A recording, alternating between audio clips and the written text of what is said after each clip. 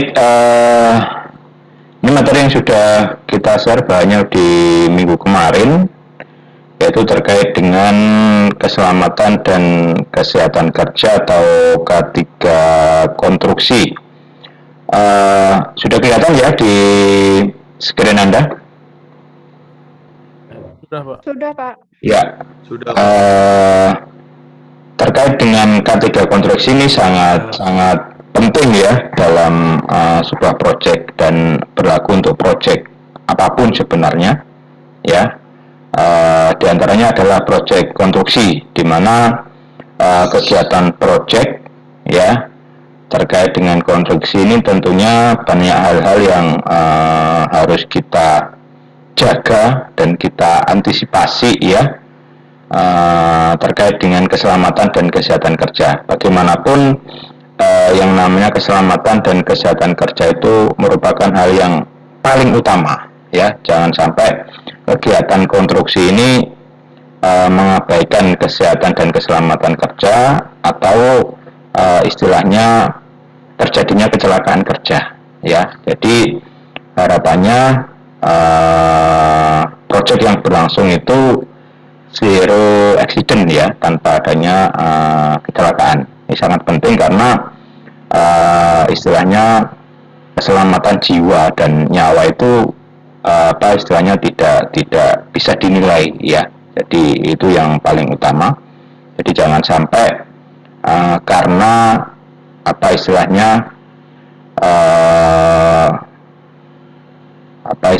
karena target yang harus segera diselesaikan ya, terus keuntungan yang diharapkan sangat besar dari proyek konstruksi, sehingga di sisi lain tapi mengabaikan kesehatan dan keselamatan kerja. Ini jangan sampai ya. Sehingga dalam proyek ini ada persyaratan dalam artian yang sifatnya wajib terkait dengan K3 konstruksi ya.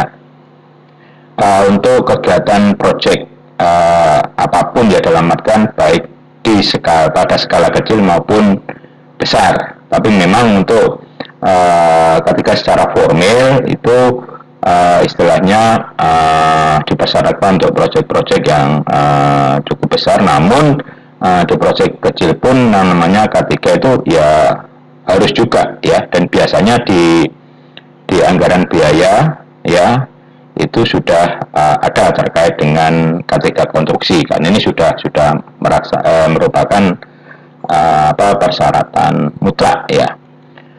Oke, untuk K3 sendiri ya, jadi keselamatan dan kesehatan kerja ini intinya adalah pemberian perlindungan ya kepada setiap orang yang berada di tempat kerja ya, baik yang berhubungan dengan pemindahan bahan baku ya atau material ya, penggunaan peralatan konstruksi ya, terus proses kegiatan produksi atau kegiatan proyek ya, dan lingkungan di sekitar tempat kerja ya. Jadi keselamatan dan kesehatan kerja ini sangat luas ya. Di untuk perusahaan ya, ini ada yang namanya SMK3 ya, Sistem Manajemen Keselamatan dan Kesehatan Kerja ya. Jadi setiap perusahaan, setiap pelaksanaan proyek ini harus ada SMK3-nya ya. Dan dasar pedomannya sudah jelas. Ini ada peraturan pemerintah nomor 50 tahun 2012 ya. Di sini dinyatakan bahwa penerapan SMK3 ini bertujuan untuk meningkatkan aktivitas perlindungan ya, keselamatan dan kesehatan kerja yang terencana, terukur, terstruktur, dan terintegrasi ya, dengan tujuan untuk mengurangi kecelakaan kerja ya, dan penyakit akibat kerja dengan melibatkan manajemen ya, pekerja atau buruh. Jadi di sini selain terkait dengan untuk mengantisipasi kecelakaan kerja, juga penyebaran penyakit ya, misalnya yang sedang kita hadapi sekarang ya, dan alhamdulillah sudah mulai berkurang, yaitu terkait dengan COVID-19 ya. Dalam hal ini juga dalam proyek itu ada persyaratan yang cukup ketat terkait dengan untuk COVID-19. Jadi itu yang berkaitan dengan penyebaran penyakit ya. Atau mungkin juga misalnya ada pekerja yang mengalami sakit ya, dan istilahnya ada potensi untuk menularkan ke pekerja lain ya, itu juga perlu diantisipasi di sini. Selanjutnya dalam sistem manajemen K3 ini atau SMK3 ini ada konsultannya, yaitu konsultan SMK3 ya, di mana di sini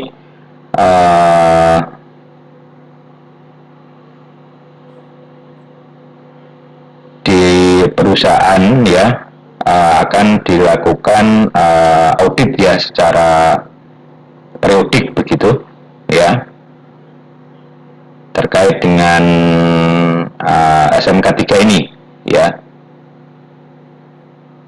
itu yang berkaitan dengan status mutu pelaksanaan. Jadi apakah SMK3 ini telah dilaksanakan ya, dan untuk evaluasi ya, apabila SMK3 ini belum dilaksanakan dengan baik ya. Jadi ada tim tersendiri untuk terkait dengan SMK3 ini ya. Di project biasanya ada, kalau di konsultan pengawas maupun apalagi konsultan MK ya, itu ada yang mengawasi, memantau ya, terkait dengan pelaksanaan K3-nya. Oke, selanjutnya untuk K3 konstruksi ya,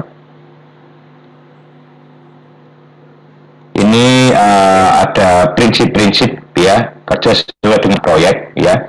Ada 4 prinsip.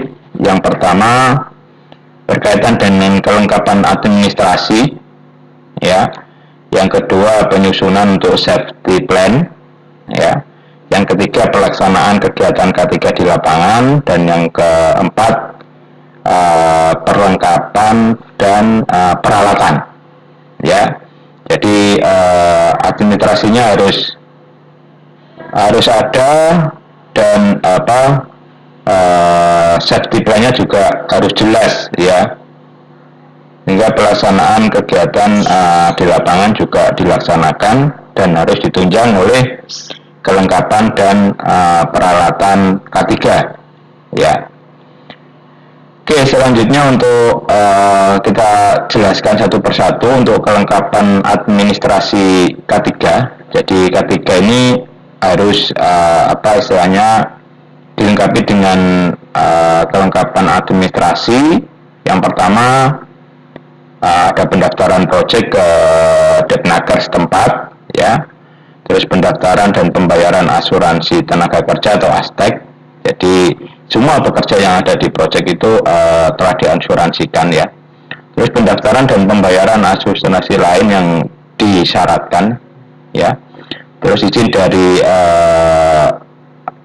kantor Pimpraswil atau PUPR ya, tentang penggunaan jalan atau jembatan yang menuju lokasi ya. Ini terkaitan dengan lalu lintas untuk mobilisasi alat dan material berat begitu ya.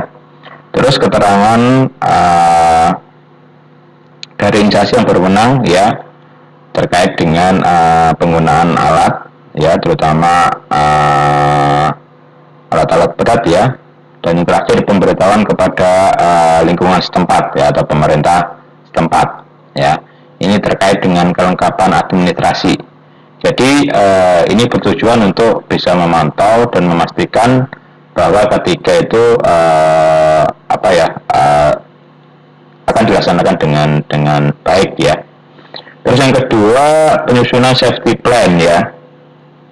Ini ada beberapa hal yang perlu diperhatikan. Yang pertama gambaran proyek dan pokok perhatian untuk kegiatan K3, terus risiko kecelakaan dan pencegahannya, jadi sudah ada safety plan-nya, terus tata cara pengoperasian peralatan, terus juga sudah ada alamat instansi terkait, misalnya terkait dengan rumah sakit, polisian, Depnaker, dan dinas kebakaran, ya. Ini untuk apa istilahnya, berjaga-jaga lah istilahnya jika terjadi kecelakaan kerja, ya. Yang ketiga, tahap pelaksanaan, ya. Untuk pelaksanaan kegiatan K3 ini pelaksanaan dari safety plan yang telah direncanakan, ya, dengan kerjasama biasanya dengan instansi terkait, ya, baik Depnaker, polisian maupun rumah sakit. Terus pengawasan, nah ini yang sangat penting, ya, dalam pelaksanaan proyek ini. Terus terang di kita, ya, terutama untuk proyek-proyek yang tidak begitu besar dan apa istilahnya, biasanya masih mengabaikan, ya, banyak mengabaikan terkait dengan pelaksanaan K3, ya. Ini ada beberapa kegiatan. Pertama, safety patrol, yaitu pengawasan, ya, terkait dengan keselamatan kerja ini. Terus supervisor, ya, jadi inspeksi begitu, ya. Terus ada safety meeting, ya, jadi biasanya sebelum ini bisa harian atau secara periodik, ya. Jadi sebelum pelaksanaan proyek itu semuanya dicek, ya, terkait dengan peralatan-peralatan safety-nya, ya. Biasanya terutama untuk perusahaan-perusahaan BUMN maupun multinasional dan perusahaan nasional yang cukup bagus itu, ya, ini sangat diperhatikan, ya. Pekerja yang tidak memenuhi peralatan K3 biasanya tidak akan diizinkan untuk bekerja, ya. Nah, ini sangat penting, ya, karena itu tadi antisipasi jangan sampai terjadi kecelakaan kerja, ya. Dan terakhir, pelaporan dan penanganan kecelakaan. Nah, ini jika terjadi, ya, tentunya tidak diharapkan, ya. Oke, selanjutnya ini pelatihan program K3, ya. Jadi ada pelatihan umum, ya, di terkait dengan keselamatan dan kesehatan kerja untuk seluruh bagian pekerjaan, ya, mulai dari material, ya, standar untuk penanganan dan penyimpanan material, ya, terus pekerjaan sipil, pekerjaan finishing luar, ME, finishing, packaging, dan seterusnya, ya. Semuanya ada standar pedoman praktis, dan ini biasanya ada sertifikasi, ya. Jadi kalau Anda tertarik, Anda bisa browsing, ya, banyak, ya, untuk pelatihan K3, ya, karena tenaga ahlinya juga harus tersertifikasi biasanya tenaga ahli terkait dengan K3 ini, ya. Dia ada pelatihannya, ya. Terus ada pelatihan khusus juga, ya. Ini biasanya diberikan pada saat awal proyek dan di tengah periode pelaksanaan proyek. Ini untuk refresh, ya, penyegaran, ya. Terus pengawasan proyek, ya. Ini ada materi biasanya, dan biasanya mengingatkan kembali, ya, terkait dengan K3 dan apa istilahnya hal-hal yang perlu dilaksanakan, ya, terkait dengan SMK3 tadi dan safety plan-nya, ya. Oke, selanjutnya ini perlengkapan, ya, dari peralatan 3, ya. Perlengkapan dan peralatan K3 ini mungkin sudah sering Anda lihat, ya, di project, ya. Jadi ada promosi program K3, Ini terdiri dari pemasangan bendera K3 ini ya. Jadi biasanya ada bendera K3, ada bendera negara ya yang paling tinggi, dan bendera perusahaan ya. Terus pemasangan untuk sideboard ya untuk K3 ya. Ini berisikan slogan-slogan untuk selalu mengingatkan ya, dan perlunya atau pentingnya bekerja dengan selamat atau safety first ya. Jadi keselamatan adalah hal yang utama. Banyak sekali simbol-simbol ini kita temui di project, dan memang harus dipasang ya, dalam artian untuk selalu mengingatkan ya, dan standar-standar yang harus dipenuhi ya. Misalnya ada yang berisikan himbauan terkait dengan kewajiban ya, ada yang berkaitan dengan larangan ya, itu terkait dengan untuk safety side-nya ya. Ini juga sarana pelindung diri ya, atau SPD ya, untuk personal protective equipment ya, mulai dari pelindungan mata, pelindungan pendengaran. Ini sesuai dengan item pekerjaan ya, pelindungan kepala atau pakai targetnya atau helm itu ya, helm project ya, yang tentunya peralatan-peralatan yang di sini harus berstandar SNI ya, tidak hanya sekedar memenuhi peralatan itu ada, tapi peralatan itu harus standar ya. Jadi melindungi seluruh bagian tubuh ya. Ini ada pelindung kaki ya, atau sepatu boot ya, beberapa jenis ya, sesuai dengan kegunaannya tentunya ya. Yang penting itu tadi harus standar ya, dalam artian bisa melindungi, benar-benar bisa melindungi bagian tubuh yang memakai peralatan ini ya. Ini untuk pelindung tangan ya, sarung tangan ya, banyak sekali macamnya ya. Yang penting ya terkait dengan standar, misalnya sarung tangan yang benar-benar bisa melindungi tangan, yang di dalamnya ada lapisan ininya ya, serat bajanya dan sebagainya ya. Jadi bukan fashion atau aksesoris ya, tapi di sini benar-benar untuk safety ya.